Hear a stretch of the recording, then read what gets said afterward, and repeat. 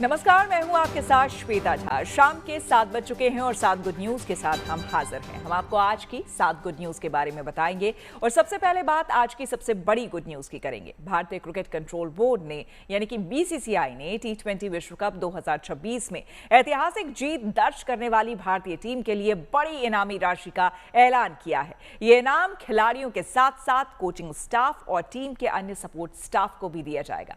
ऐसे में आज की हमारी जो पहली गुड न्यूज है वो है विश्व विजेता टीम के लिए बीसीसीआई ने खोला खजाना। आपको बता दें कि बीसीसीआई ने T20 चैंपियनशिप जीत के बाद टीम इंडिया के लिए अपने खजाने का मुंह खोल दिया है। बीसीसीआई ने ऐलान किया है कि विश्व विजेता टीम को 131 करोड़ रुपए का इनाम दिया जाएगा। इस राशि में 15 खिलाड़ियों, कोचिंग स्टाफ और अन्य सपोर्ट स्टाफ को भी शामिल किया गया है। इनाम की रकम में सबसे बड़ा हिस्सा खिलाड़ियों को मिलेगा, जबकि सपोर्ट स्टाफ को मिलने वाली राशि उनकी जिम्मेदारी और पद के अनुसार तय की जाएगी। इस बार घोषित 131 करोड़ रुपए की इनामी राशि 2024 T20 वर्ल्ड कप के बाद दिए गए 125 करोड़ रुपए से ज्यादा है। यानी कि इस बार बोर्ड ने पिछले पुरस्कार की तुलना में 6 करोड़ रुपए अधिक देने का फैसला किया है। इस जीत के साथ ही भारत T20 वर्ल्ड कप 3 बार जीतने वाली पहली टीम बन गया है और इस उपलब्धि के साथ ही टीम इंडिया ने खुद को T20 क्रिकेट के इतिहास में सबसे सफल टीमों में स्थापित कर लिया है। 3 बार विश्व चैंपियंस T20 के वो सिर्फ एक टीम अपने आप को कह सकती है और वो है भारतीय टीम। किसी भी टीम ने 3 बारी चैंपियनशिप T20 खिताब जो ये है नहीं जीता था और बीसीसीआई जानती है कि ये बहुत बड़ा अचीवमेंट है और बीसीसीआई ये बात को मद्देनजर रखते हुए अपने प्लेयर्स को हर बारी की तरह ये महसूस कराना चाहती है कि वो चैंपियंस है और एक एक्स्ट्रा इंसेंटिव देना चाहती है। तो उस एक्स्ट्रा अवार्ड के चलते बीसीसीआई ने अब के सेंट्रल कॉन्ट्रैक्ट्स, मैच फी एक्सेट्रा एक्सेट्रा एंडोर्समेंट जो सब परे हटते हुए बीसीसीआई ने अपनी झोली खोली और उस झोली में से 131 करोड़ दिए गए हैं इंडियन टीम प्लेयर्स को। नॉट जस्ट प्लेयर्स को, इनफैक्ट ये जो धनराशि है सपोर्ट स्टाफ को भी दी जाएगी। तो ये एक टीम एफर्ट है। सिर्फ वो जो 12-13 खिलाड़ी जो हमने देखे इंडिया के लिए खेलते हुए और या फिर जो 15 मेंबर्स का स्क्वाड था, ये धनराशि सिर्फ उनके लिए नहीं, उनके पीछे जो पर्दे के पीछे रह के जिन लोगों ने काम करा, चाहे वो आपके कोच हो, चाहे वो आपके असिस्टेंट कोच हो, फील्डिंग कोच हो, मेंटोर्स हो, सबके लिए ये धनराशि है। और ये मैं आपको बता दूं कि 6 करोड़ ज्यादा है। पिछली बारी 2024 में 125 करोड़ धनराशि थी जो बीसीसीआई ने इस बारी बढ़ा के 131 करोड़ अब कर दी गई। और छत्तीसगढ़ के सुकमा जिले की सीमा से सटे तेलंगाना के मुलुगु जिले में होने वाले मेडारम मेले का समापन हो गया है। इसमें इस बार 6 करोड़ से ज्यादा लोग शामिल होने के लिए पहुंचे। ऐसे में हमारी अगली यानी कि जो दूसरी गुड न्यूज है वो है आदिवासियों के मेले में श्रद्धालुओं की भीड़। आपको बता दें, मेडारम मेले में मां समक्का और मां सारलम्मा माता की पूजा की जाती है और उन्हें गुड़ चढ़ाया जाता है। इस बार मेले में कुंभ की तरह ही करोड़ों की संख्या में आदिवासी श्रद्धालु यहाँ इकट्ठा हुए और उन्होंने माता के मंदिर में गुड़ चढ़ाए।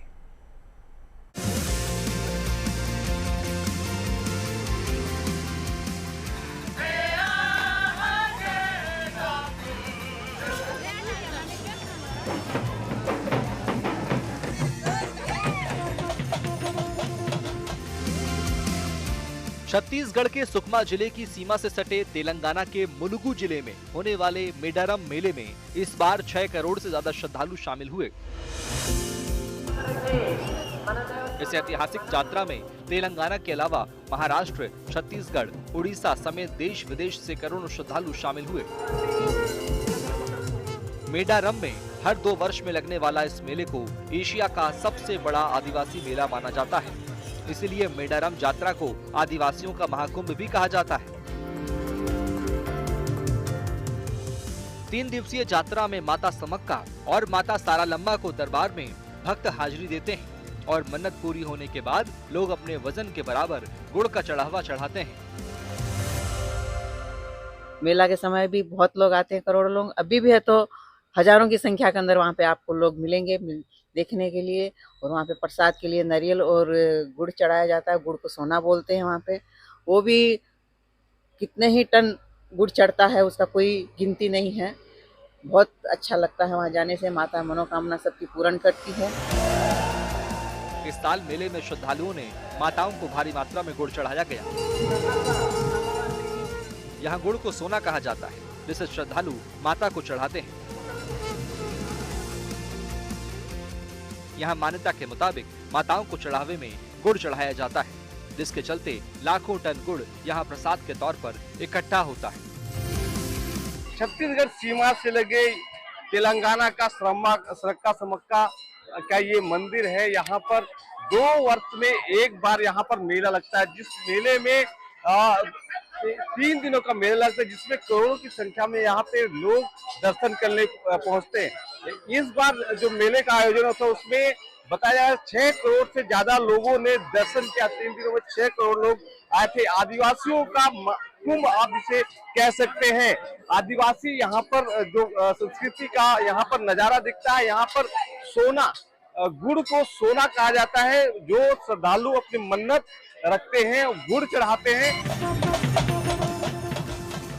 स्थानीय लोगों के अनुसार देवी समक्का एवं उनकी पुत्री सारलम्मा काकतीय राजाओं के खिलाफ मेडारम के पक्ष में युद्ध करते हुए वीर गति को प्राप्त हुई थी। उनके सम्मान में ही यह उत्सव मनाया जाता है। यहाँ की मान्यता ये है कि यहाँ पे मतलब जो भी गुड़ चढ़ाता है उनकी मनोकामना माता पूरी करती है। और लोग यहाँ पे बहुत दूर दूर से आते हैं, तेलंगाना और केरला साउथ साइड से आते हैं और छत्तीसगढ़, उड़ीसा हर जगह से आते हैं लोग यहाँ पे दर्शन करने। और जो लोग विदेश में यहाँ से बसे हुए हैं वो भी यहाँ पे आके दर्शन करते हैं। तेलंगाना में वारंगल से 100 किलोमीटर दूर सुकमा सीमा से लगा मेडारम नामक स्थान पर यह मेला आयोजित किया जाता है। इस मेले का इतिहास और भव्यता के चलते यूनेस्को ने इसे सांस्कृतिक धरोहर घोषित किया है। कुंभ मेले के बाद मेडारम मेले में सबसे ज्यादा श्रद्धालु एकत्रित होते हैं। Dharmendra Singh, Sukma, good news today. Mathura और वृंदावन की गलियों में उत्सव का रंग अभी भी फीका नहीं पड़ा है। यहाँ इन दिनों भव्य ब्रह्मोत्सव की छटा बिखरी हुई है। यहाँ श्रद्धालु भक्ति में सराबोर नजर आ रहे हैं। यहाँ मंदिर परिसर में पारंपरिक विधि विधान के साथ भगवान रंगनाथ की आरती की गई। ऐसे में हमारी अगली यानी कि जो तीसरी गुड न्यूज है वो है रंगनाथ मंदिर में 10 दिनों के ब्रह्म उत्सव का आरंभ। आपको बता दें कि वृंदावन में श्री रंगनाथ की भव्य शोभा यात्रा निकाली गई, जिसमें बड़ी संख्या में श्रद्धालु शामिल हुए। भगवान के स्वागत में मंदिर और रास्तों पर रंग बिरंगी रंगोलियां सजाई गई और हर ओर भक्ति और उत्साह का माहौल दिखाई दिया।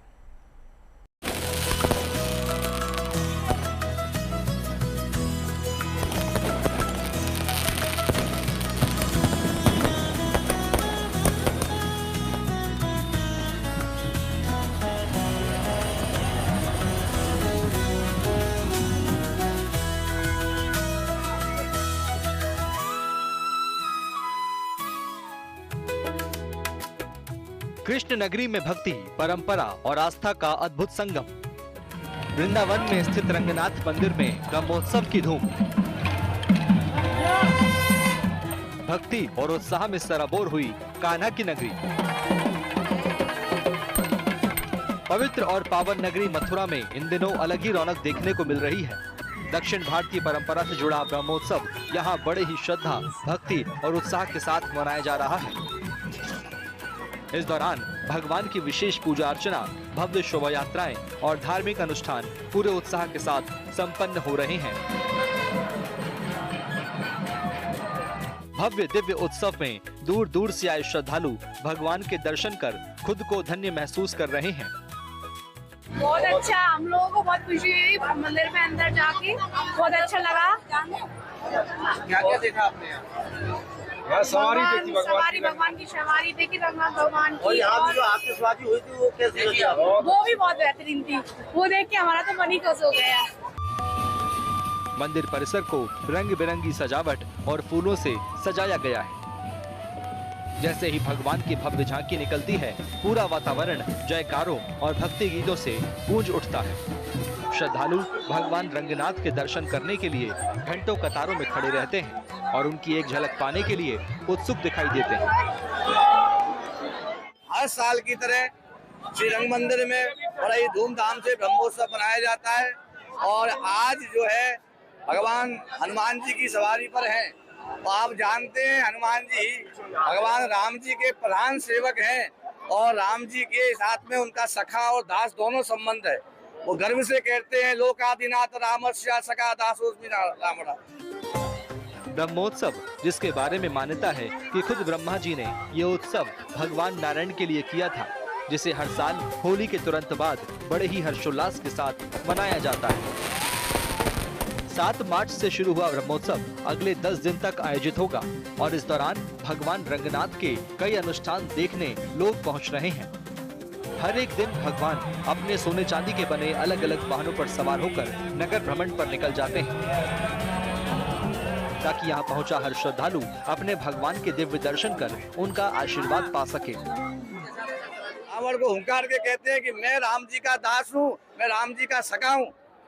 और जाकर के महाराज चाहते तो हनुमान जी अकेले कर देते सब काम, लेकिन हनुमान जी का बहुत सहयोग रहा और आज हनुमान जी हनुमान जी बस सवार होकर आए हैं। और ये समझिए कि आज जो है रावण का दहन हुआ है, ये समझ के हनुमान जी के कंधे पे बैठ के मानो आनंद उत्सव बना है और सब भक्तों ने बढ़िया दिवाली बनाई है, धूमधाम से पटाखे फोड़े हैं। भक्ति, परंपरा और आध्यात्मिक उल्लास से भरा यह ब्रह्मोत्सव वृंदावन की आध्यात्मिक पहचान को और भी दिव्य बनाता है, जहां हर ओर बस एक ही भावना गूंजती है, Hare Krishna Krishna Krishna Hare Hare. Madan Gopal Sharma, Mathura, good news today. Gujarat के बोटाद में सारंगपुर तीर्थ स्थल पर महंत स्वामी महाराज की मौजूदगी में फूलडोल रंगोत्सव धूमधाम और दिव्यता के साथ मनाया गया। इस मौके पर देश विदेश से आए हजारों श्रद्धालु भक्ति के रंगों में रंगे नजर आए। ऐसे में आज की हमारी जो अगली यानी कि जो चौथी गुड न्यूज है वो है फूलडोल रंगोत्सव में आस्था के रंग। बोटाद जिले के सारंगपुर में स्वामीनारायण संस्थान की ओर से फूलडोल रंगोत्सव बड़ी धूमधाम से मनाया गया। संस्था के प्रमुख महंत स्वामी महाराज की मौजूदगी में हुए इस उत्सव में देश विदेश से हजारों श्रद्धालु शामिल हुए। यहाँ उत्सव के लिए एक बड़ा असेंबली हॉल और एक शानदार मुख्य मंच तैयार किया गया, जहाँ संतों और युवाओं ने रंगोत्सव के अनुसार भक्ति के श्लोक और प्रेरणा देने वाली प्रस्तुतियां दी। इस मौके पर संतों ने सत्पुरुष की महिमा और भक्ति के रंग में रंगने का संदेश दिया। महंत स्वामी महाराज ने आशीर्वाद देते हुए कहा कि जीवन का असली मकसद हृदय को पवित्र करके उसे भगवान की भक्ति के रंग में रंगना है। स्वामीनारायण संस्था के मुखिया महंत स्वामी महाराज ने केसुड़ा के खुशबूदार पानी की फुहारों से संतों और हजारों हरिभक्तों पर रंग बरसाए, जिससे पूरा परिसर भक्ति और आनंद के रंगों से सराबोर हो गया। इस बड़े आयोजन को सफल बनाने के लिए संस्था के अलग अलग सेवा विभागों से करीब 5000 वॉलंटियर जुड़े हुए थे। गुलाबी नगरी जयपुर के पर्यटन मानचित्र में एक नया और रोमांचक आकर्षक जुड़ गया है। आमेर किले के सामने स्थित ऐतिहासिक मावठा सरोवर में करीब 30 साल बाद फिर से बोटिंग सेवा की शुरुआत हो गई है। ऐसे में हमारी अगली यानी कि जो 5वीं गुड न्यूज है वो है मावठा सरोवर में 30 साल बाद बोटिंग। सोमवार को पूरे विधि विधान और पूजा अर्चना के बाद जयपुर बोटिंग सेवा का भव्य शुभारंभ किया गया। अब देश विदेश से आने वाले पर्यटक झील के बीचों बीच नाव की सैर करते हुए आमेर महल और अरावली की पहाड़ियों के अद्भुत नजारे का आनंद ले सकेंगे।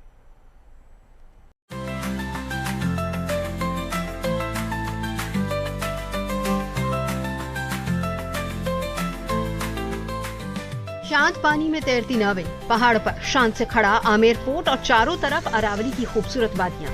मावठा सरोवर का ये नजारा अब पर्यटकों को और भी करीब से देखने को मिल सकेगा, क्योंकि करीब 30 साल बाद यहाँ फिर से बोटिंग शुरू हो रही है।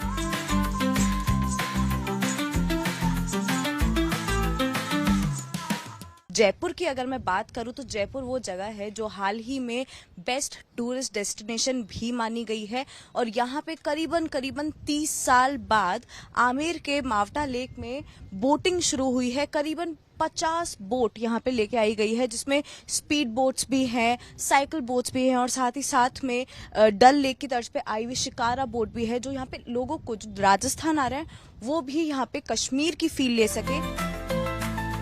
झील के बीच नाव की सैर करते हुए पर्यटक आमेर महल की भव्यता के साथ ही कुदरती खूबसूरती और पहाड़ियों के मनमोहक नजारों का आनंद ले सकेंगे। पानी के बीच से किले को देखना अपने आप में एक अलग और यादगार अनुभव होगा। सोमवार को यहाँ पूरे विधि विधान और पूजा अर्चना के साथ जयपुर बोटिंग सेवा का शुभारंभ हुआ। देखिए, बोट है जो इसमें कुछ 2 लोगों के लिए, 3 लोगों के लिए, 5 लोगों के लिए अलग अलग कंपनी लेके आई है, शिकारा बोट वगैरह। मैं तो ये समझता हूँ कि आने वाले समय के ऊपर मैं श्योर हूँ कि जिस तरीके से टूरिज्म बढ़ रहा है, इनको 50 बोटें और लानी ही पड़ेगी। पर्यटकों के लिए यहाँ बोटिंग के कई विकल्प तैयार किए गए। झील में शिकारा बोट, पैडल बोट और साइकिल बोट जैसी सुविधाएं मौजूद हैं। लेकिन स्पीड बोट का रोमांच लोगों को सबसे ज्यादा पसंद आ रहा है। यहाँ अब तक लगभग 50 बोट्स पहुँच चुकी हैं और बोटिंग अनुभव को और ज्यादा शानदार बनाने के लिए 30 सीटों वाली लग्जरी बोट भी तैयार की जा रही है। 25 बोट्स हमारे पास पैडल बोट्स हैं, 4 हमारे पास शिकारा है, 4 हेरिटेज बोट है, 4 पेंडुलम है और 4 इको फ्रेंडली है। और बाकी अगर टूरिस्ट ज्यादा रहा, मेरे हिसाब से टूरिस्ट बढ़ेगा ही, उस हिसाब से हम 50 से प्लस बोटें कर देंगे यहाँ पे। पर्यटकों के लिए बोटिंग सेवा सुबह 7 बजे से शाम 7 बजे तक चलेगी। किराया भी लगभग 200 से 800 रुपए होगा। पर्यटकों की सुरक्षा को ध्यान में रखते हुए झील में व्यापक इंतजाम किए गए हैं। सभी नावों में लाइफ जैकेट अनिवार्य होगी और प्रशिक्षित नाविकों के साथ गोताखोर और सुरक्षा कर्मी भी तैनात रहेंगे। इसके अलावा केरल से 2 रेस्क्यू बोट्स भी मंगाई जा रही हैं, जिनमें प्रशिक्षित टीमें हर समय निगरानी रखेंगी।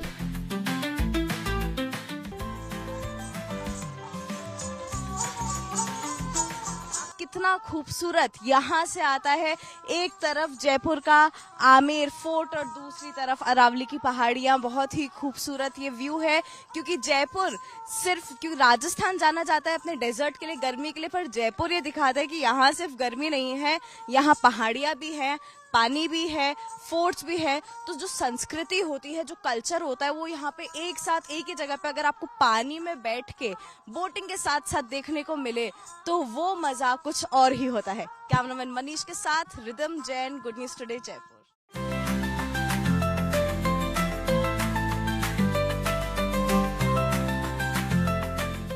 ऋषिकेश के परमार्थ निकेतन में इन दिनों एक अनोखा आयोजन हो रहा है। यहाँ पर 7 दिनों तक चलने वाले योग महोत्सव का आगाज हुआ है, जिसमें 80 से अधिक देशों के 1500 से ज्यादा योग साधक इकट्ठा हुए हैं। ऐसे में हमारी आज की अगली यानी कि जो छठी गुड न्यूज है वो है ऋषिकेश के परमार्थ निकेतन में योग फेस्टिवल।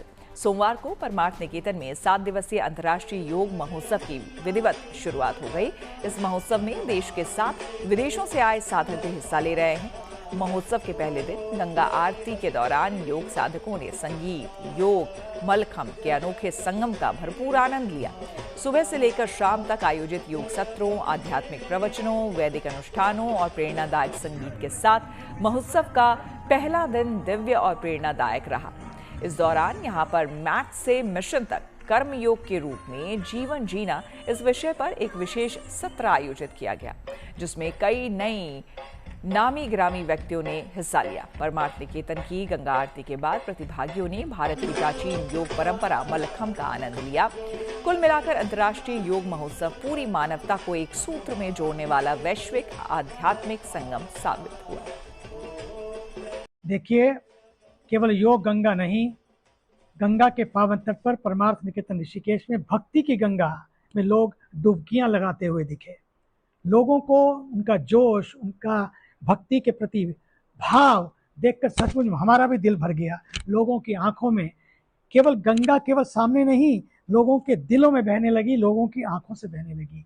ये है योग के प्रति, भक्ति के प्रति, भजनों के प्रति, भारतीय अध्यात्म के प्रति पूरे विश्व का प्रेम। आज परमार्थ निकेतन में ऋषिकेश में लगभग 80 देशों के लोग यहाँ पर पहुँच रहे हैं और पहुँच गए हैं काफ़ी, और उसमें अनेकों देशों के एम्बेसडर्स आ रहे हैं, आदरणीय मुख्यमंत्री जी आ रहे हैं, आदरणीय गवर्नर साहब आ रहे हैं, और वो सब आमंत्रित करने आए हैं कि योग के साथ साथ उत्तराखंड के भी दर्शन करें। मध्य प्रदेश के कूनो नेशनल पार्क के घने जंगलों में एक बार फिर खुशियों की आहट सुनाई दी है। यहाँ मादा चीता ज्वाला ने 5 शावकों को जन्म दिया है। ऐसे में हमारी आज की अगली यानी कि 7वीं और आखिरी गुड न्यूज है, कूनो में ज्वाला ने दिया 5 शावकों को जन्म। ज्वाला तीसरी बार मां बनी है और चीते के शावकों के जन्म के बाद चीतों की संख्या देश में 50 के पार पहुंच गई है। वहीं उत्तर प्रदेश के इटावा सफारी पार्क में शेरनी नीरजा ने 4 नन्हे शावकों को जन्म दिया है। शावकों के जन्म के बाद सफारी पार्क प्रशासन और वन्यजीव विशेषज्ञ बेहद उत्साहित हैं। इन दिनों जंगल में मंगल ही मंगल है। ये 2 तस्वीरें नेशनल पार्क से आई हैं और इन दोनों तस्वीरों को देखकर वन्य प्रेमी फूले नहीं समा रहे।